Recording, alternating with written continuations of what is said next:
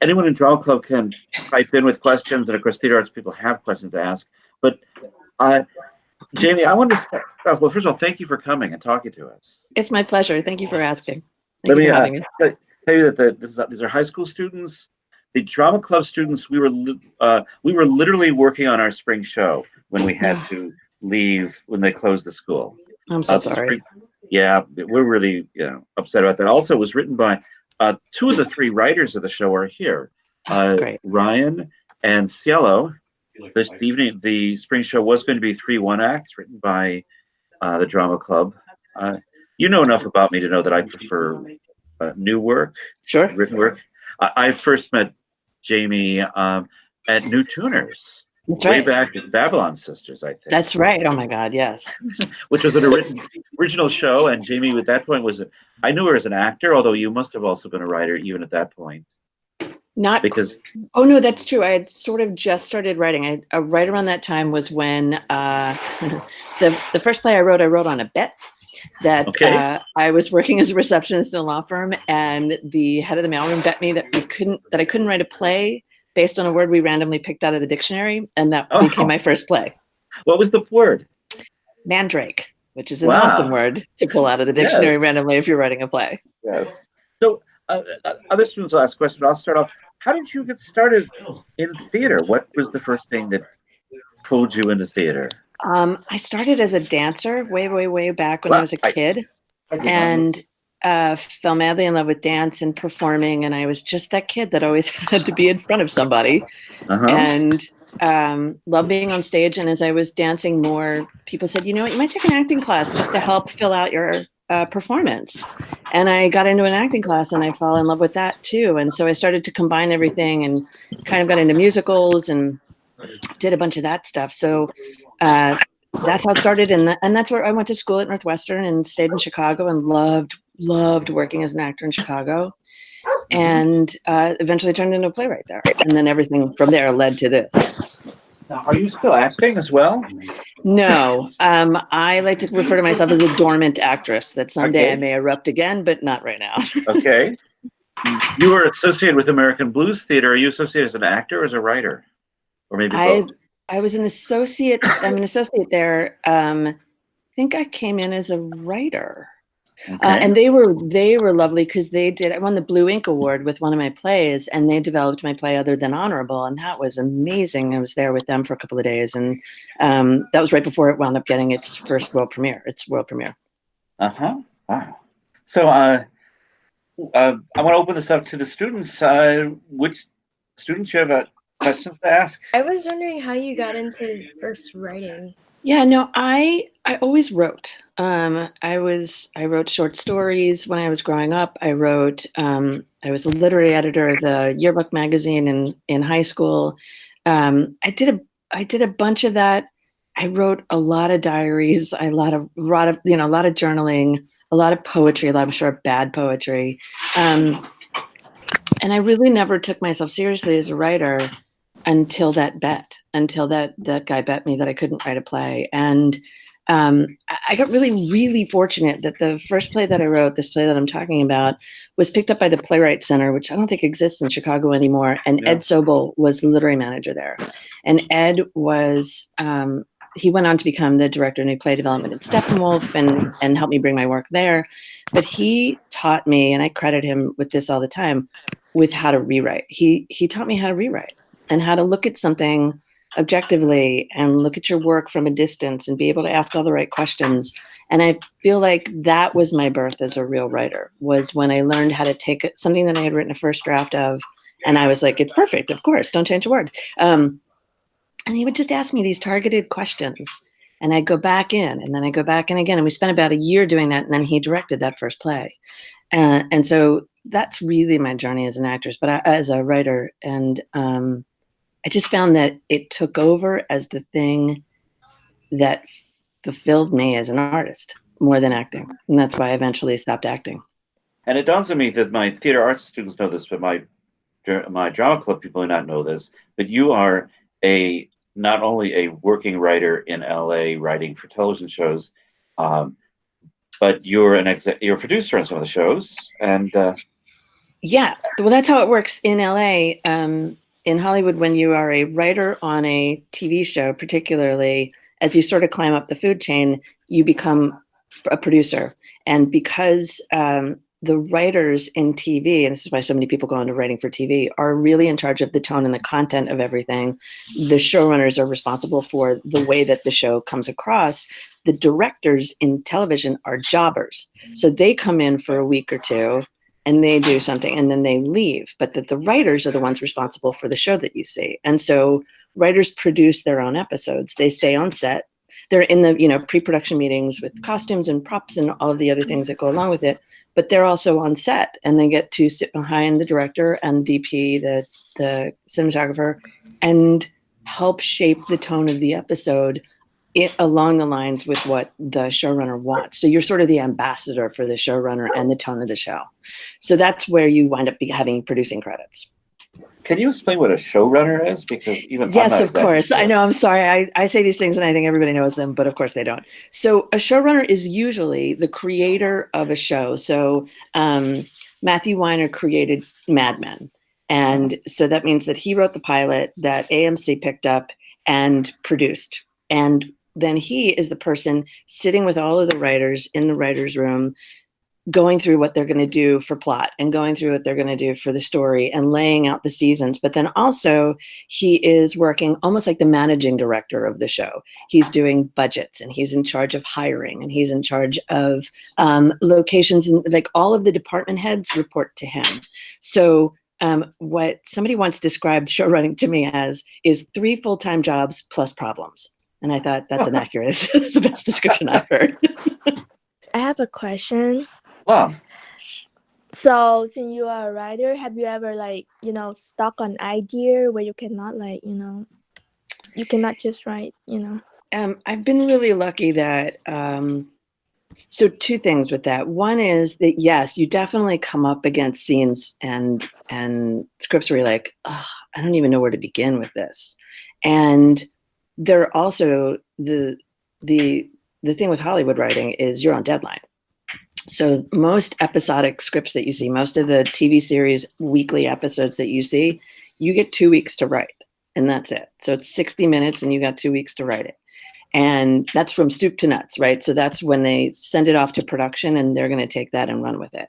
And so it's a luxury that you can't quite afford in TV to have writer's block. You just got to sit in front of the computer and write terrible things until you write good things, which I think is honestly the best answer for writer's block I've ever heard. I like that. Write terrible things until you write good stuff. There's a great quote that I love. I think it's John Cage who says, you can't write and edit at the same time. They're 2 different processes. So you have to write and then edit. And so you just have to sort of vomit out something and then take a look at it and evaluate if it's any good. And then shape the vomit. Yeah, that's right. Make it a little prettier. Next question.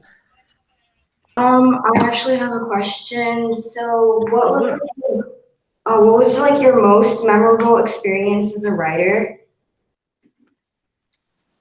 Oh, wow. So there are a bunch of different answers to that. I would say I love being in rehearsal. I have to say that's my favorite place to be. And watching things come to life and watching actors take it over and make it their own, and that figuring out process of what does it want to be and is it working and all of that stuff.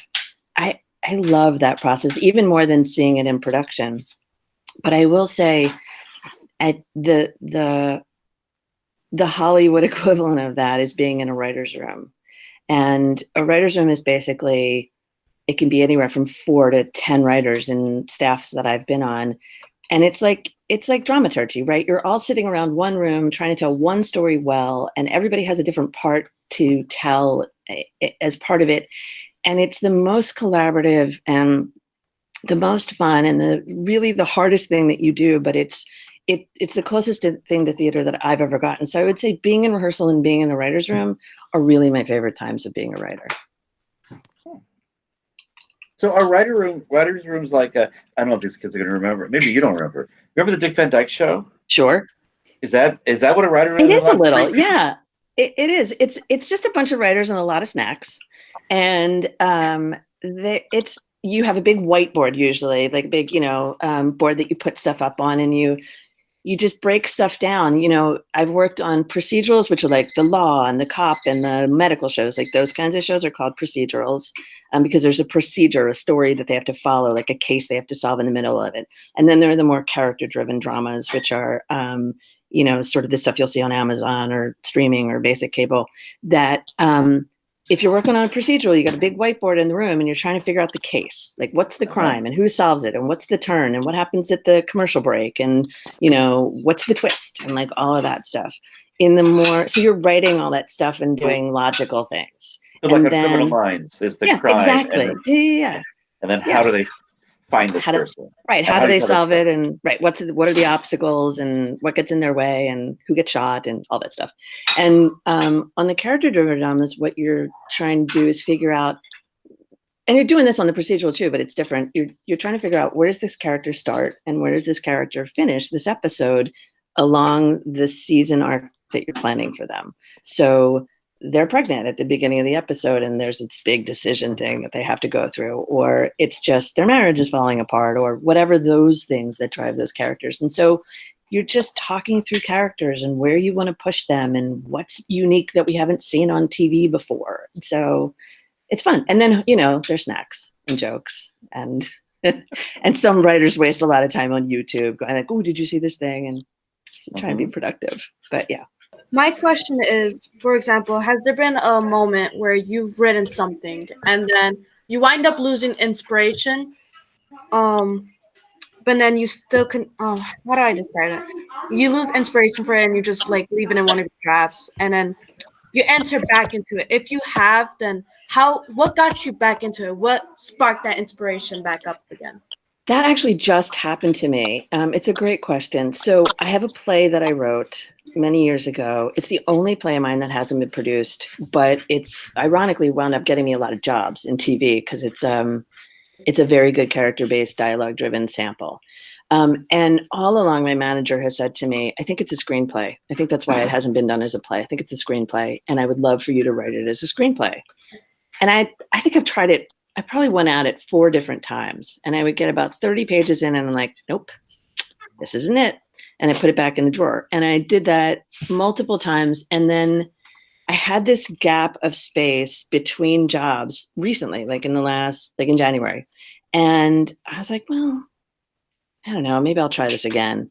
And I went back and I looked at the previous drafts that I've done, and I was like, yeah, no, these are bad. And then I went back to the notes that I made to start writing the play. Because a lot of times when I start writing a play, I've just got stuff running around in my head. And so I'll just, spit it out on paper, or type it obviously out on paper, of like, what's the goal behind here? What's like you hear dialogue, or you think of a scene or a place or a twist. And I had about 15 pages of that. And I went back to that, and there was something in there that I was like, there it is. And I started writing the movie again from scratch, and I finished it in like 3 weeks. And I'm so proud of it. And it is a screenplay. It really does live that way. But it took years. I mean, years of me being like, I'll try it again. And then, nope, that's not it. And I think if you go back to the original thing that pushed you to write it, like what was the thing that drove you, that you thought, this is such a good story, or this is such a good character, or such a good time or place in history, whatever it is, go back all the way as far as you can to what was the thing that made you want to do it in the first place. There might be something in there. Wow, thank you so much. Sure.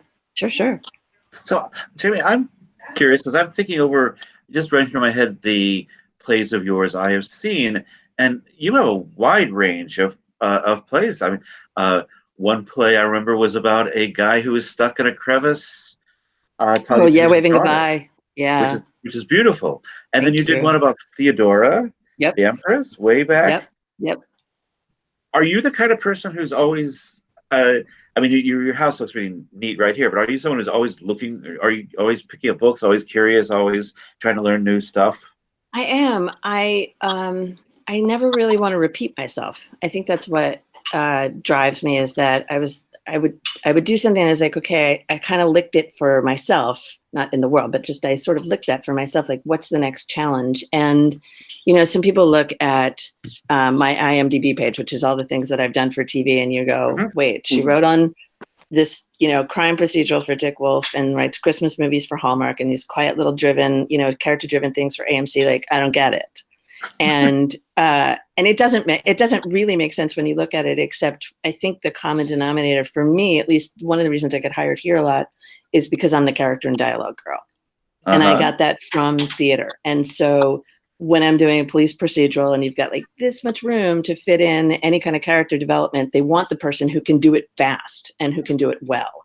And so you want to care about the people who do the job. And so they want the character and dialogue person. And then they want that person for the quieter, sort of, little drama things that I do. And then they want you to fill out the Hallmark things because they want to care about those people who are having Christmas that year or whatever it is. But it's just, that's always been the common denominator for me, as weird and as wide as my range is. So was your major at Northwestern Theater?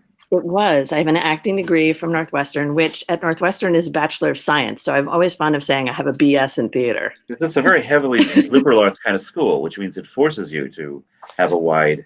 That's right. And I think that honestly, it's a really good point, because I think that contributed a great deal to my curiosity as a writer and my thirst to get more knowledge and more information about all the different kinds of people and things you could write about, instead of just being like, I like to write about theater things or just, one specific topic.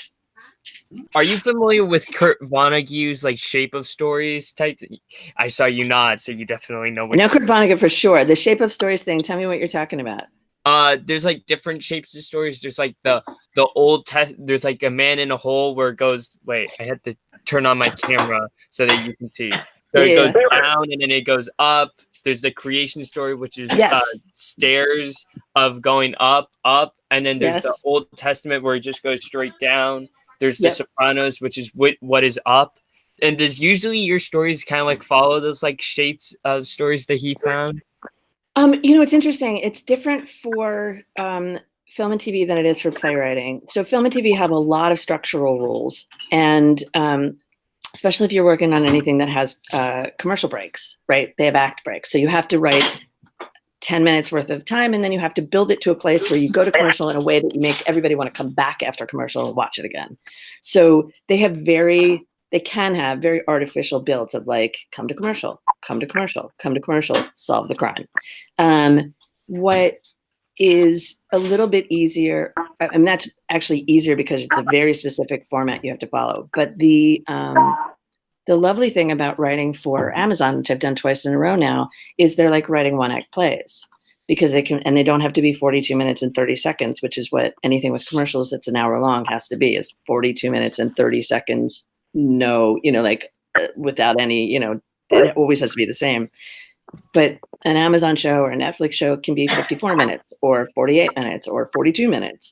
And so you have the same license that you have on a play to kind of dream it a little bit. You can shape it a little bit. You can be a little more fluid with your scenes. The thing that's interesting in the difference between film and TV is that if you start watching it, you'll see it more often, or if you start watching for it, you'll see it more often. Scenes are shorter on film and TV, and they move. Film is a moving visual storytelling medium, and theater is in one specific place all the time, no matter how you change the set. And so there's an energy about it. It has to keep moving. And so scenes are much, much shorter. So the rhythm of everything, and I'm really, really conscious of the rhythm of everything, has to do with the format that you're sticking it in, if that makes sense. My second question is, when do you feel like usually that like what you've written is actually, oh, this is like a good piece of writing, I should keep it, or this is like, it's okay, but I should probably fit on, or it's just like, what did I just write for like 15 minutes? It's a great question. I think every writer sort of has to answer for themselves. I find that when things are fluid, like, when you're in that zone and you just like, everything is just cooking, that something really good is in there. And it may not have been crafted perfectly, but there's something that has driven you to just go into that place where you pop out 15 minutes, a half an hour, 2 days later, and you go, wow, what did I just do? Then the craft of writing is going back and fixing it, right? And working it and making sure that it tells the story that inspired you to write that in the first place. And I think that anything can be made good, but that instinctive thing that drives you, that's the one where all the good juice is. At least it always has been for me. Yep, that helps. Thanks. Great. I was wondering how you went from like playwriting in Chicago to like writing for shows in LA. Yeah, it's sort of a weird backward story. I had written probably 5 plays, and then I wrote one that started getting a lot of attention. It won a bunch of awards, and it was produced in a couple of places. And I had a good friend who was an actor and a playwright who moved out to LA to be a screenwriter ahead of me, who read it and was like, this is a movie. And so I got this great masterclass with him where we sort of collaborated on what the script should be. We put together a treatment to go out to pitch, and we pitched it together. And he's this phenomenal pitcher. And it was like sitting in a masterclass all day with him. Every time we went out to pitch, I was like, oh, that's really good. And I filed everything away. And it sold. And we sold it, and Lionsgate came on board to produce, and a director attached, and we had the financing, and it went into casting, and then it completely fell apart. And that happened twice with that script, and it's never been made. And that's like an LA story, isn't it? It There are is. lots of Well, those. it's so funny. Do you know Jeffrey Lieber? Do you know Yes. he was okay? So Jeff is the person that I'm talking about. Okay. And he kept saying to me, as like everything just went magically well. We sold it the first time we went out to pitch it, and everything just kept rolling. And then we wrote the script, and they paid us, and it was like so great. And Jeff kept saying, "It's not like this. Like Hollywood isn't like this. They're going to screw you over at some point. It's all going to fall apart." And I was like, "Maybe it'll just work out. Maybe it'll be great." And then as soon as it fell apart, he was like, "I told you." So, I mean, he's had great success, so it's not so bad for him. But it was my first entree. And so it didn't work out the way that I thought, but the script itself and the experience of it sort of got me introduced into LA and got me an agent and eventually a manager.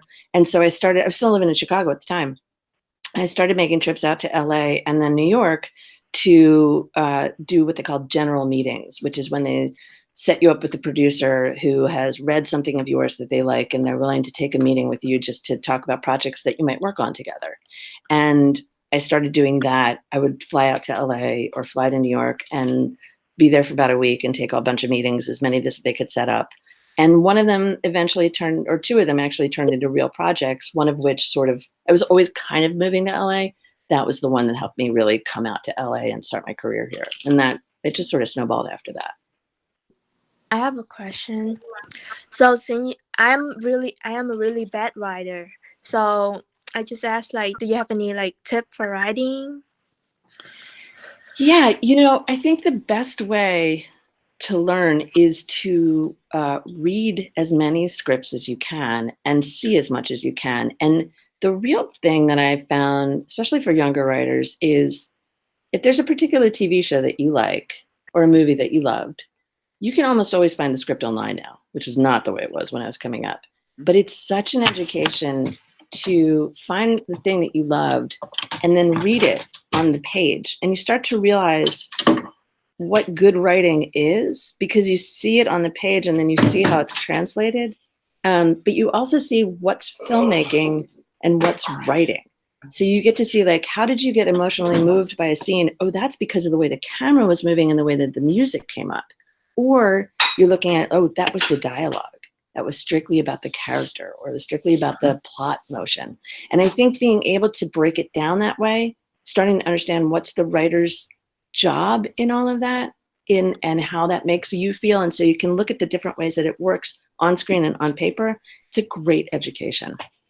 Do you prefer producing or writing more?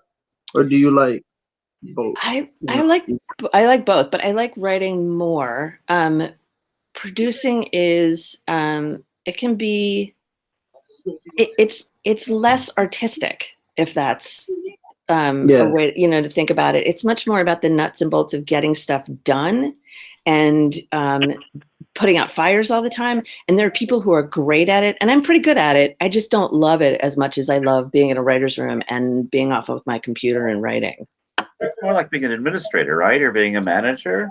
It's definitely like being a manager. And it's definitely about, working with people and getting the best out of people, but it's also tedious. Like, it's really tedious. Because it's paperwork, right? There's a lot of paperwork you have to do. It's paperwork. I mean, being on set, it's not so much paperwork as it is being on set and watching the same scene over and over and over. And then they turn around on the other actor and they do it over and over and over. And then they do it from up here with the crane and they do it over and over and over. And what you have to do is be able to keep the whole story that you're telling in your mind so that you make sure that you got it, that it's in the can. Because there's a great saying, and I can't get it exactly right, but it's like, when you start filming, anything is possible. When you get into the editing room, nothing is possible, is sort of the idea behind it, because all you have is what you shot. And if you didn't shoot it right, you can't make it work. So what happens on set is like really, really important to what the finished product is, not for all the obvious reasons you think, but because you can't do any more of it. You only have what you have. If you didn't get it, you didn't get it. So it's more administrative in that way, that you're like overseeing and you have to think about all these different things, and you got to make sure it's scheduling, and it's, the props have to show up on time, and it's budgeting, and it's like all of those things. And I can do all those things, and I will do all those things, but mostly I like the creative process the most. Did your life in theater in Chicago teach you some of the skills for balancing life and work? Every skill I have. I think about Chicago as the best training ground I could have gotten. I worked in tiny little theaters with no budget, with great friends, and we produced some of the things I'm the most proud of. And I was in some of the things that I was, to this day, the most proud of, the work that I did there. And I think about it, we were cleaning the bathrooms before the audience showed up, and the furniture on stage belonged to us, and the costumes we were wearing was borrowed from a friend, and you know what I mean? And you were taking tickets on the nights on the shows that you weren't in because we were part of the theater company. Like, that spirit of collaboration and support and ensemble that's so, so specific to Chicago. Everything about that is the training ground that I stand on, I think. And the way that people are normal in Chicago in a way that they sometimes aren't in LA. All of that, being a grown-up, doing the work, all of that stuff is stuff that I try and bring into the work that I do every day. And the balance of it too, because I feel like most of the artists that I met in Chicago were balancing their home lives, or their, a lot of them had day jobs when we were first starting out. What's your day job? What's your nighttime job? How do you do all of these things at the same time? I feel like everything I learned, all my good lessons came from Chicago. Can you talk a little bit about networking? You've mentioned making so many good friends along the way, and what does that look like professionally? How important has that been for your success? I think it's big. I think it's really big to be able to talk about yourself in a really genuine way to other people that may want to hire you. And it's a skill. I mean, it is. It's a skill to be able to be completely yourself, in sort of the best version of yourself, in a room, in a meeting, with people who may want to invest money in you to write something for them. So there's that sort of part of it, which is when you're lucky enough to have an agent or a manager who can send you on these meetings, to be able to sit there and sell yourself in a way that feels genuine and real about the project. But then also you want to be able to, like when I was starting out, go to see other people do theater, stay after at their opening night parties. There are lots of networking events that are set up where like playwrights meet directors, or there are associations of people who gather together that do what you do. There are playwrights that associate together. There are, designers, directors. All of these people have different ways of communicating with each other and collaborating with each other. It's just true that the more people you know who do what you do, they're not always going to be actors. They may be writers. They may be producers. There was a student that I taught at Northwestern, who he was a playwright in the class that I was teaching. But every time he talked to me, I was like, "You're a producer." He was, I don't know if you guys watched the Oscars, but he was the guy on the Oscars for La La Land that went, "Wait, it's not us. It was Moonlight." That was the kid that I taught. Like, that was just my student, but I was like, immediately, I was like, "You're a producer." And so you never know who anybody's going to go on to be. Of the people that we're sitting on this, the Google Hangout with, they may go on to be doing these giant things. And so these relationships that you're building right now and the work that you do together and then the work that they continue to do, go support each other, go meet their friends, go meet the friends who do that. And suddenly you'll see you're kind of all rising together, and they know people, or somebody goes ahead fast and they remember you. Like all of those things are really qualified as networking that don't sound like networking.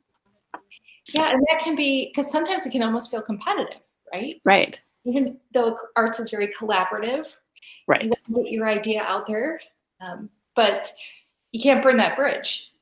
You can't. And also it's more like, I think when I was first starting to come up, there are a lot more women in the jobs that I'm doing now than there were when I started out. And it continues to grow that way, which is amazing. I never thought I would say, wow, it's a good time to be a woman in Hollywood. I never thought I would say that sentence. But what happened early on was people thought there was room for one woman. Right. And if you were that woman, then you had to make sure that none of the other women were going to get in your way because you couldn't give up your space. And what we found is the more welcoming those women were to other women, the more natural it became to think of being more than one woman in a room. What do you kind of do to, like, other than writing, what do you do to, like, improve it? Like improve the writing or improve what? Like, improve, like, writing, just like writing, like story writing in general.